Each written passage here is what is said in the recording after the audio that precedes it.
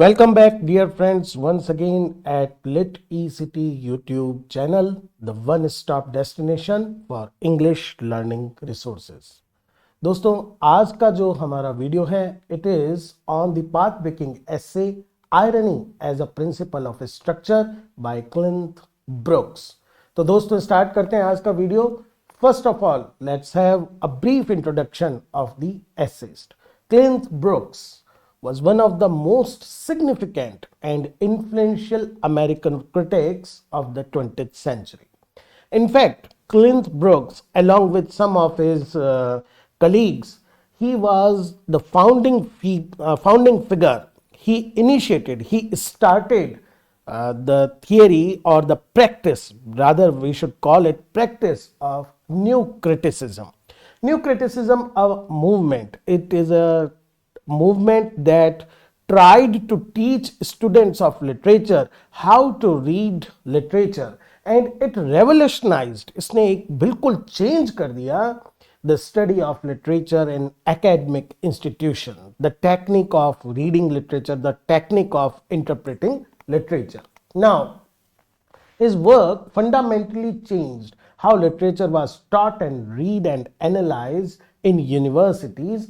और ये जो पूरा मूवमेंट था न्यू क्रिटिसिज्म का, ये जो क्रिटिकल थियरी थी, it was in fashion, it was a dominant practice from the 1940s through the 1970s.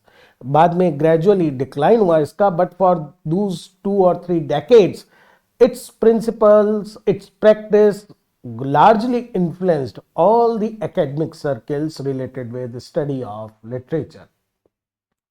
Along with his colleagues like Robert Penn Warren and John Crow Ransom, he advocated for a particular type of reading, that is close reading. Now, what is close reading? Close reading is the careful, detailed analysis of literary text without any focus on the reader and the writer, but focusing on the language, structure, and internal relationship rather than on the historical, contextual, authorial, biography, or reader response.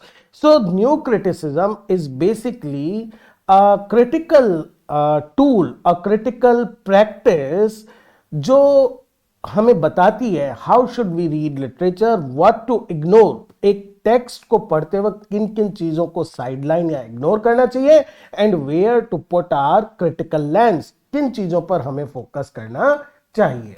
Now, his major works, which are outstanding works in the study of particular text, is the well-wrought urn, Studies in Structure of Poetry, published in 1947. It is considered to be the one of the main books of the practice and theory and principles of new criticism. Understanding Poetry and Understanding Fiction, 1938 and 43, which was written in collaboration with his colleague Robert Penn Warren. अगर हम बात करें इस particular essay की, irony as a principle of structure, it is one of Brooks' most important critical essays. It actually established the device, the literary device of irony at the center as a fulcrum, as the base of all kind of literary readings. It was originally published in 1949 in the journal College English. It was later included as a chapter in Brooks' influential collection Literary Criticism, A Short History, which was published in 1957 and which he co-authored with another colleague, William K. Wimsatt.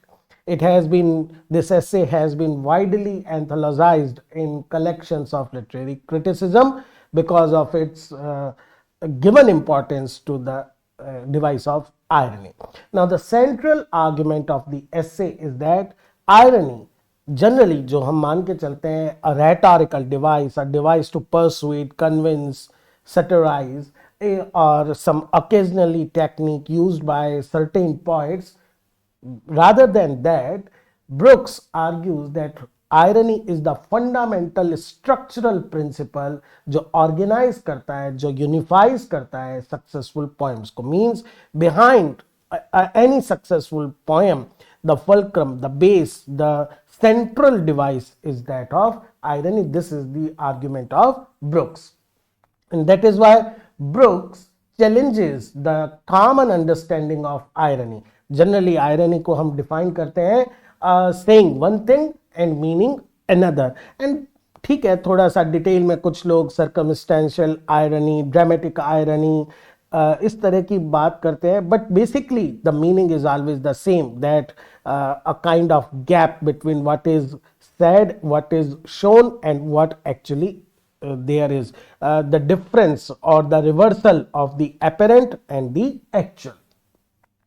Instead, he proposes a broader conception of irony, not just reversal between what is being said and what is actually there. Rather, irony for Brooks is the poet's way of acknowledging the complexity, the ambiguity, and the multifaceted nature of experience, which means the poet can present one angle, but at the same time, intentionally or unintentionally, there can be other angles in that poetic statement. एक poet हो सकता है with intention, consciously किसी चीज को ऐसे present करे that the reader can interpret in two opposing way, and even sometimes a poet, even the poet himself or herself doesn't know that when irony is there in the poetry. So this is what Cleanth Brooks means by the concept of irony.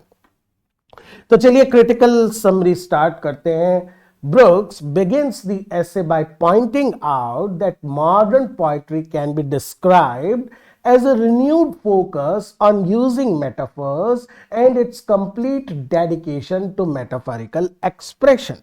20th century और later 19th century की poetry के ऊपर बात करते हुए brooks का point ये है कि rather than saying generalize things, एक जो पोइट का ट्रेडिशनल वोकेशन माना जाता था या उसका तरीका माना जाता था, that poets speak in universal language about universal ideas, उसकी जगह ब्रुक्स कहते हैं कि the modern poetry has a renewed focus on metaphorical tone. Metaphor is that is something which is used as a particular concrete instance rather than general abstract statement. So according to Brooks, poetry is moving from the general to the particular, from the abstract to the concrete. Brooks opines that a poet can arrive at general truths by starting with and dedication attention to the specific particular details. ठीक है, एक poet का काम ये होता है that he presents the universal, the general truths, लेकिन उन जनरल ट्रुथ्स पर आने के लिए he has to use deduction, that is एक छोटा छोटा स्पेसिफिक डिटेल पर first he has to focus और उनसे अलग अलग चीजों से, इन स्पेसिफिक डिटेल से the poet can come to one general principle और understanding. Poets do not begin with broad abstract idea, generalized truth, universal truth से start नहीं करते हैं and then add specific details to decorate it. Rather, it is the reverse order. Poets must focus on specific details. पहले उनको specific detail पर focus करना चाहिए and the broader meaning, the general meaning, the abstract meaning emerge naturally from those details. Poet talks about certain particular, personal or rather concrete examples, and out of those examples some general truth may emerge naturally, organically. उसके लिए उसको effort करने की जरूरत नहीं है. And that is why according to Brooks, when we read poetry, we must change our normal way of understanding language, which typically moves from general statements to specific examples. General जो language पढ़ने का तरीका या समझने का होता है, it requires that we move from general to the particular. But when we read poetry, जब हम poetry पढ़ रहे हो, this order must be reversed from the particular we should move to the general. तो poetry reading is actually, इसके लिए brooks एक बहुत ही इंटरेस्टिंग मेटाफर का खुद यूज करता है. The usual relationship is inverted. The specific details, that is tail of a dog, control and determine the general meaning, that is the body और dog, rather than the other way round.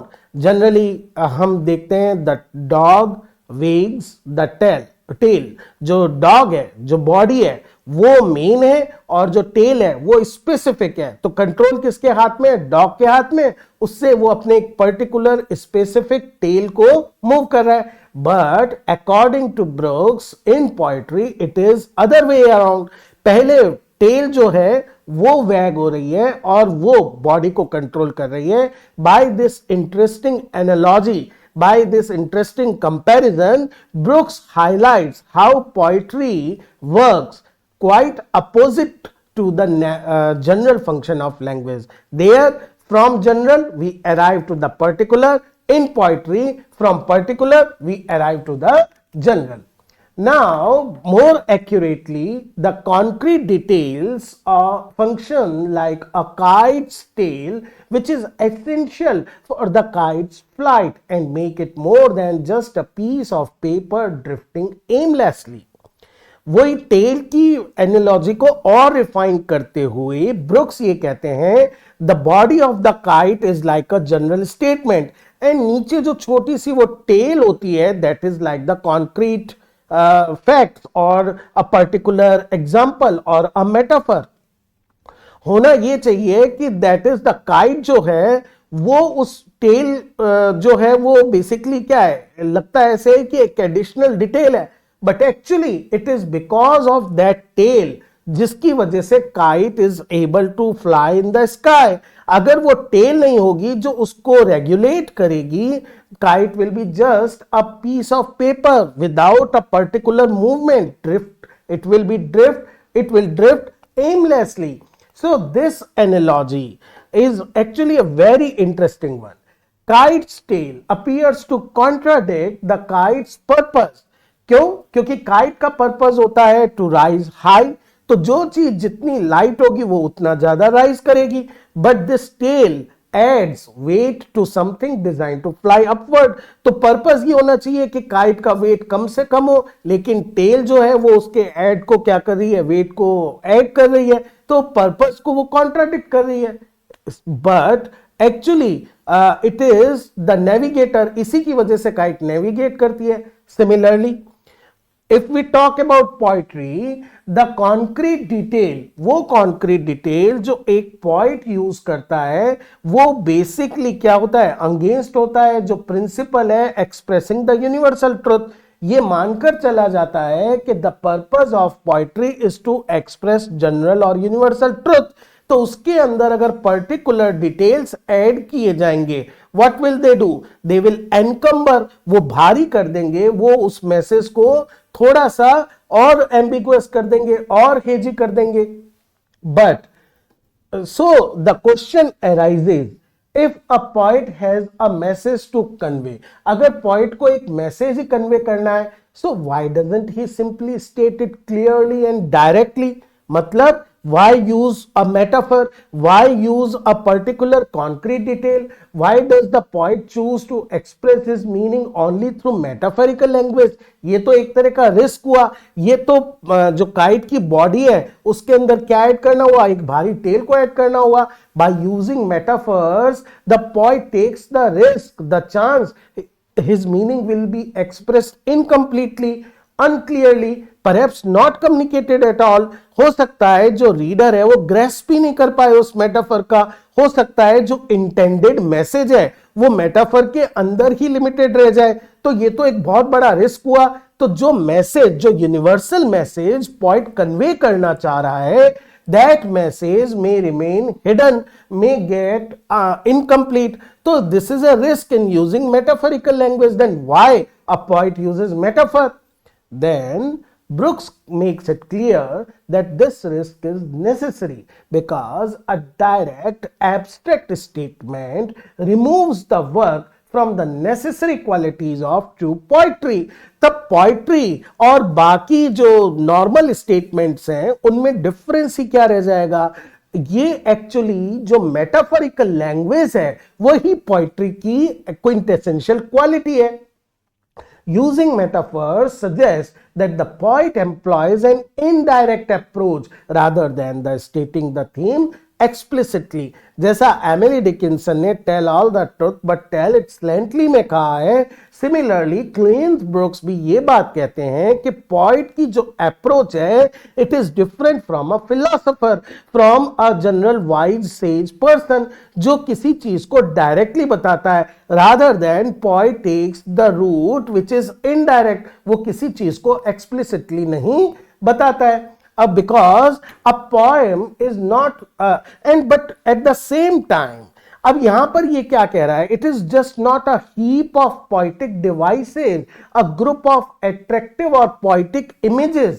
अगर certain object by natural they are poetic, they sounds poetic, वो सुनने में ऐसा लगता है कि there is a poetic quality in them, but if we collect them, if we put them side by side, well, can this create a poem? क्या इसी को पोइट्री बोलेंगे कि you use beautiful metaphors, put them together and they become poetry? ये brooks का second question है कि क्या खाली मेटाफर्स को यूज करने से something can be called poetry? If that were true, अगर ऐसा पॉसिबल होता then there can be mathematical formulas for writing poetry also. One could just arrange these poetic images, इनको अरेंज कर लेता like a bouquet of flowers and creates poems mechanically. तो poem writing एक difficult task नहीं रह जाता. There will be a resource spot जिसमें से आप अपनी पसंद के मेटाफर्स निकालते, उनको एक ऑर्डर में, एक प्रिंसिपल में अरेंज करते and you can have a great poem written in fashion of Keats, Donne and whatever poet you want to imitate. But rather the parts of a poem are connected like the flowers, फूलों की तरह, leaves, roots of a plant.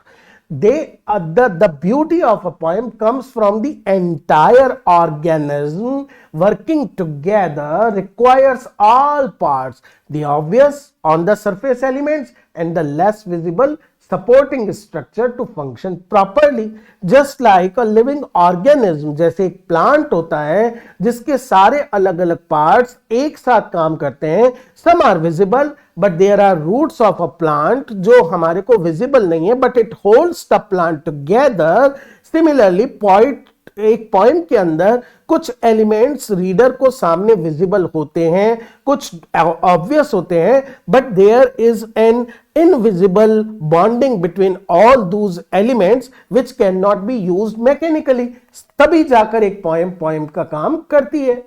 एक example, एक और analogy use करते हैं brooks, that a poem is like a play. The overall impact comes from all components of the drama. एक drama के अंदर एक्टर होते हैं, डायरेक्टर होता है, स्टेज होता है, सेटिंग्स होती हैं, लाइट्स होता है, कर्टेन होता है, working together, and in both a well-crafted poem and a well-crafted play, each element serves a purpose and nothing is unnecessary. Which means that even those elements of a poem which seems to be hidden from reader's point of view, which are not visible on the surface, they are actually equally important for working of the poem, for the beauty of the poem. Just like एक play के अंदर हो सकता है stage पर actors को prominence मिल रहा हो, but the one who wrote the line, the one who is editing, the one who is focusing on the shift of light, वो भी उतने ही important होते हैं. As the different parts of a poem are connected naturally to each other and linked to the main idea in an indirect way, we realize how important the context of the poem is. So the poem जिस context के अंदर लिखी गई है, जो कभी भी reader को visible नहीं होता, that also the invisible context also becomes important. Sometimes जो पोएम का कॉन्टेक्स्ट है वो पोएम को पूरा पढ़ने के बाद, जैसे एक प्ले के अंदर अगर आप एक लाइन को एक्सट्रैक्ट कर लो अलग से, that line will not mean anything significantly. Similarly एक पोएम के अंदर एक पर्टिकुलर अटरेंस, एक पर्टिकुलर फ्रेज, एक पर्टिकुलर मेटाफर तब तक मीनिंगलेस है जब तक उसको कंप्लीट पोएम के कॉन्टेक्स्ट में नहीं देखा जाए। Now, even the most famous or naturally beautiful lines in poetry get their power not because they are naturally poetic, इसलिए नहीं कि वो automatically कुछ poetic है, they are poetic on their own, but from how they fit into the specific context of the poem. It is the context which provides these lines to their poetic power. उनको poetic power उसी context से मिलती है। For example brooks example देते हैं Shakespeare के play King Lear से, जिसकी एक फेमस लाइन है rightness is all. Now it seems that what a poetic, what a tragic line this is. It is poetic because it expresses a deep idea and it sounds elegant. But this view ignores the context in which the line appears in the play. It is the context in which it is spoken that gives this particular poignancy, this particular depth to this particular expression. Rightness is all, क्योंकि हम context से embed करके उसको पढ़ रहे हैं, that is why it appears to be so tragic and poetic. अगर we compare it to the similar sounding lines like vitality is all, serenity is all, maturity is all, we find that, oh, these are not so poetic, but these ideas are as meaningful as ripeness is all, but they are not in that particular context of the play. अगर ripeness is all को भी context से बाहर निकालो तो ripeness is all is equal to vitality is all, serenity is all, maturity is all. It is the context which gives ripeness to is all its particular poetic flavor, nothing else. Now, the ordinary word never, which is repeated 5 times in King Lear, becomes one of the most emotionally powerful moment in the play. Never, never, never, never, never.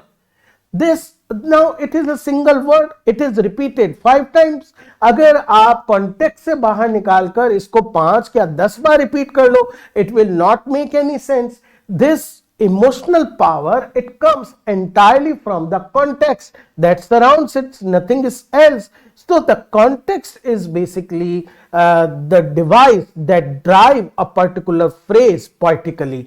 ये context ही है जो किसी line को poetic बनाता है और किसी को simply रखता है. Now, according to Brooks, even the meaning of a single word, image or line changes depending on its context. मतलब context एक single word को भी क्या है, उसके meaning को alter कर सकता है, because words are spoken in a specific situation by a specific character in the drama. The example of never repeated 5 times shows that how context loads or give extra weight, something additional to a particular word or image. अगर ये never word King Lear के द्वारा उस particular context में न बोला जाकर कहीं बाहर out of context बोलता, it would not have been so much charged with passion or emotion. इससे पता चलता है कि each single word is basic in a fictional work, in a poem, in a drama, carries its significance because of the context. ये context है. This context gives meaning and importance. देखिए never को importance जो मिला है वो उस context के कारण मिला है, word, image और sentence. तभी context ही image को किसमें, symbol में convert कर देता है और statement become powerful dramatic expressions. अब from here Brooks draw our attention to another very good critical observation. This context affects individual parts in another important way. एक और तरीके से प्रभावित करते हैं the context changes or shapes the meaning of a single part. कैसे? जब context distort कर देता है, means what seems to be on the surface and what it actually means, जब उनके अंदर एक significant gap आ जाता है, almost reverse हो जाता है, जो स्टेटमेंट का लिटरल मीनिंग होता है वो एक्चुअल जो डेनोटेटिव मीनिंग होता है वो चेंज हो जाता है, इस डिवाइस को हम क्या बोलते हैं? अकॉर्डिंग टू ब्रुक्स आयरनी बोलते हैं.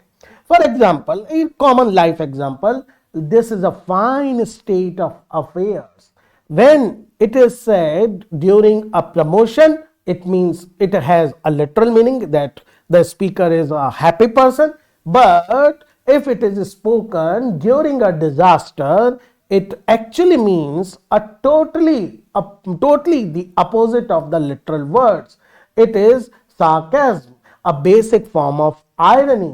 In sarcasm, the meaning is completely reversed, caused by the context and often emphasized by the tone of the voice. Just like in a classroom, a teacher, or at home, your parents would say, बहुत अच्छा किया है तुमने. If it is said in true sense, the tone will be different. And if you have done something wrong, then instead of chiding you directly, they say, वाह बहुत ही अच्छा कर दिया तुमने. This emphasized tone, this particular context changes the meaning to its complete reversal of the literal meaning.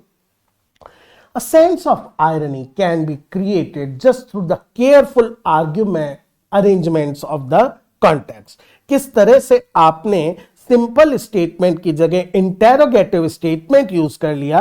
Here Brooks provides example of the lines taken from Thomas Gray's elegy written in country churchyard.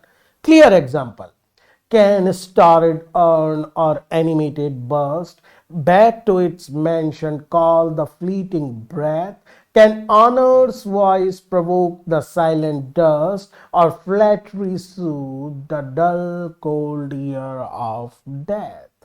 In these 4 lines, these questions are rhetorical. These are not genuine inquiry. इनका poet या speaker doesn't want the answer. They are not meant to be answered. These are rhetorical questions or devices.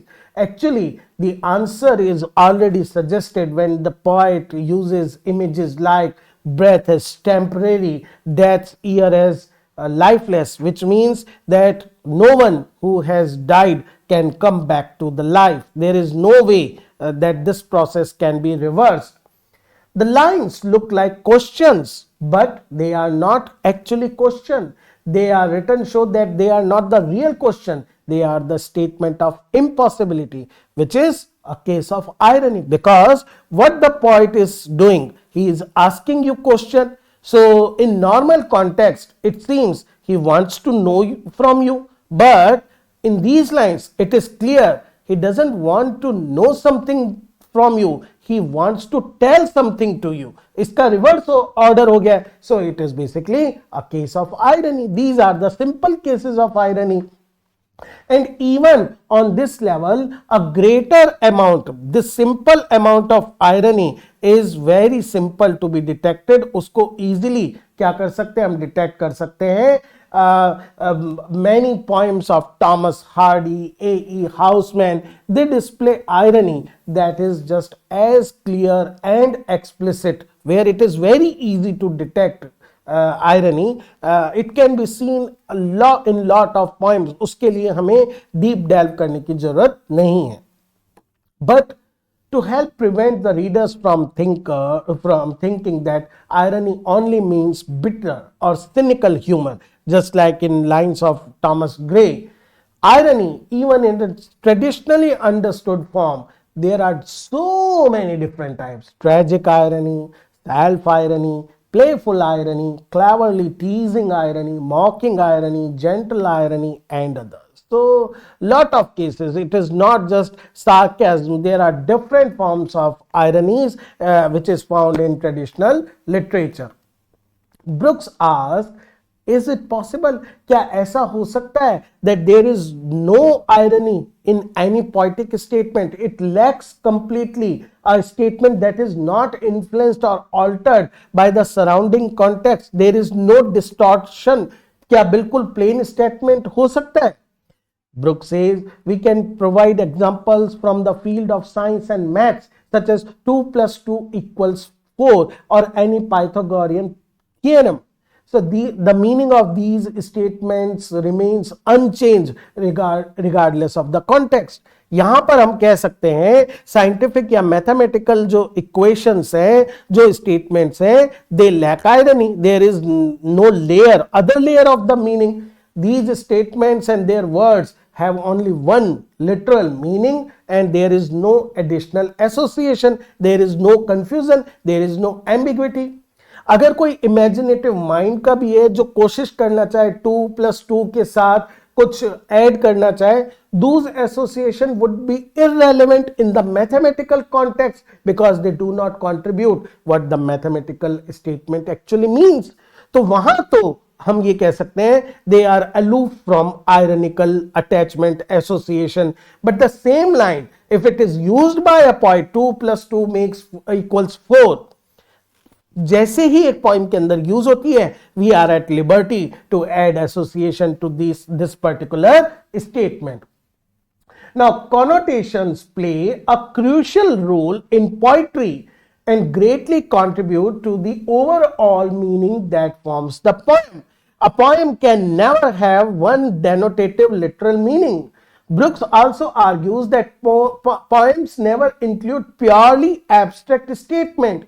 कोई भी poem का जो statement होता है, it depends heavily on the surrounding context which changes its meaning, such as all statements in the poem, even those that seems to be generalized truths, broad philosophical principles, उनको भी interpret करना चाहिए as if they were lines spoken by characters in a play which is surcharged with the context in which they are spoken. Their significance, appropriateness, persuasive power, even their core meaning, ये सारा जो एक statement का होता है, they cannot be separated, they cannot remain aloof from the context in which they appear. That is why the term irony has become so important in contemporary literary criticism. But Brooks wants to clarify his purpose. He says that I am not trying here to defend the excessive use of the word irony itself, but I want to explain, मैं इसकी बजाय क्या explain करना चाहता हूँ, why modern critics use it so frequently. What is the reason? क्योंकि एक irony वो term है जो explain कर सकती है why there are varieties of explanation of a given word. It is actually the only available terms to describe the widespread and significant characteristic of poetry. यहाँ पर Brooks gives another example from the very famous poem Dover Beach by Matthew Arnold, in which the speaker declares that the world which appears before us like a beautiful dreamland actually contains no joy, love or light. It is rather a pessimistic observation from the speaker कि world बिल्कुल क्या है, it is joyless, it is loveless and it is a desolate place to live in. Some readers will consider this statement to be self-evident truth.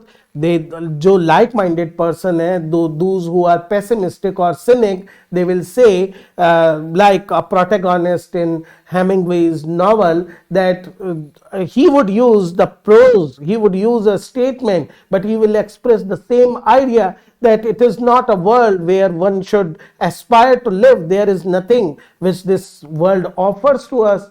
But at the same time, there will be other readers who will find this statement untrue or very debatable. Why you say about this? This is very natural.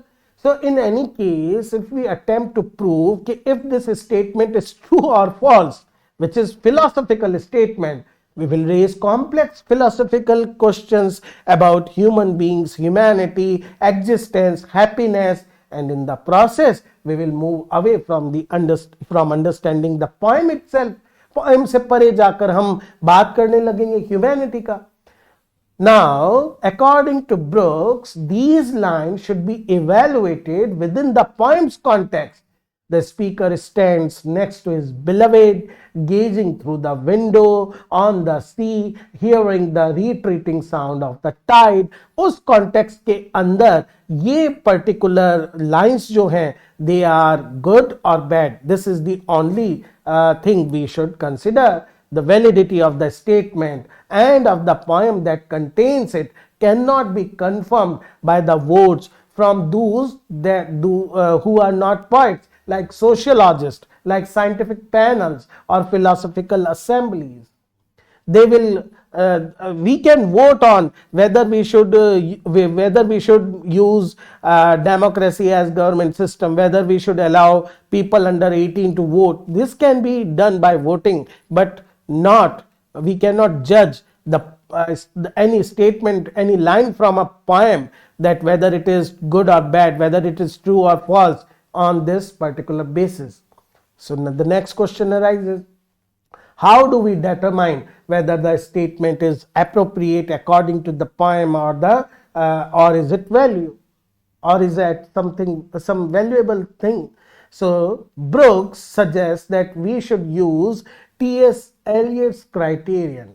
First, does the statement appear to be something that a thoughtful reader, an intelligent reader, can accept as logically consistent, emotionally mature, based on genuine life experience? Something which is genuine, which is based on a deep understanding of the life itself. But when we ask this question, we are compelled to treat the poem as if it were a dramatic scene.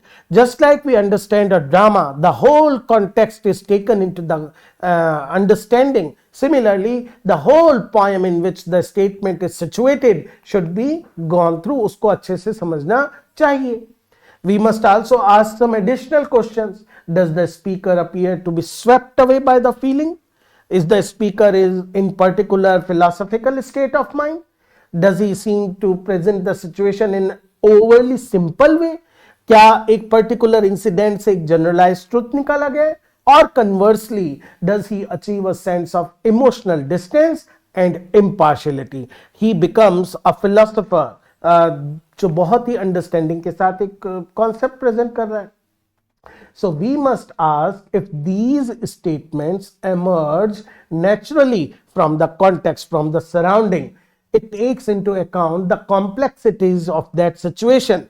क्या speaker ने बहुत सोच समझकर इस particular conclusion पर पहुंचा? Whether it is genuinely ironical, means complex and contextually aware, or whether it is simply immature, superficial, overly emotional, ये judgment हमें करना है और इसी basis पर ब्रुक्स चलता है. Brooks further adds that a poem that passes Eliot's test, ये judgment अगर objective judgment अगर हो जाए, then it is the same which I.A. Richards calls poetry of synthesis. Poetry that includes elements that seems to contradict or oppose its main mood. ऐसे element जो आपस में contrasting हो, एक पोएम के अंदर लाइक फ्लोटिंग स्टोन्स जो एक दूसरे से लगातार टकराते हैं. But a poem of synthesis can integrate these seemingly incompatible elements जो एक दूसरे के opposing elements है उनको भी harmonize कर देती है, and it achieve a kind of internal coherence which cannot be undermined by irony, जिसको irony से दूर नहीं किया जा सकता या जो relatable irony नहीं लगती. Now, irony in this broader meaning is not merely recognition of contextual complexities. वो तो है ही कि contextual complexity है on the surface, on the deeper level, the whole life experience. But if a text is invulnerable to irony, means अगर वो irony उसको undermine नहीं करती, उसको distort नहीं करती, it means the poem has achieved a stable context जिसके अंदर जो पोएम की इंटरनल अपोजिंग फोर्सेस हैं, they are balancing each other and they are providing mutual support. This stability resembles that of an architectural arc. Now, what is an arc? एक जैसे arc बना होता है, जो forces that would normally pull the stones downward, arc की एक side, उसके opposite दूसरी side, and they both try to balance each other. ऊपर जाकर दोनों जुड़ जाती हैं.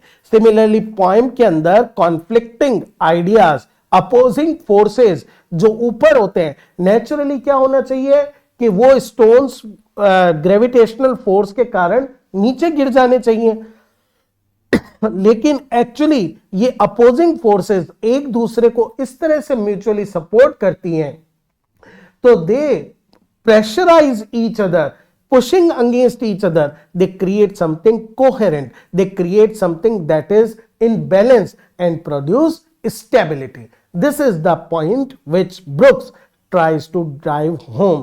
तो बेसिकली ये था इस पूरे ऐसे का essence, that irony is basic principle of structure. अगर आप आयरनी को हटा लोगे, मींस अपोजिंग फोर्सेस को हटा लोगे, there will not be coherence. That's all, my dear friends, in this particular essay. I hope you understand the basic core of this particular essay, and very soon we will come with our next video. Tab tak keep watching, keep supporting. Thank you, friends.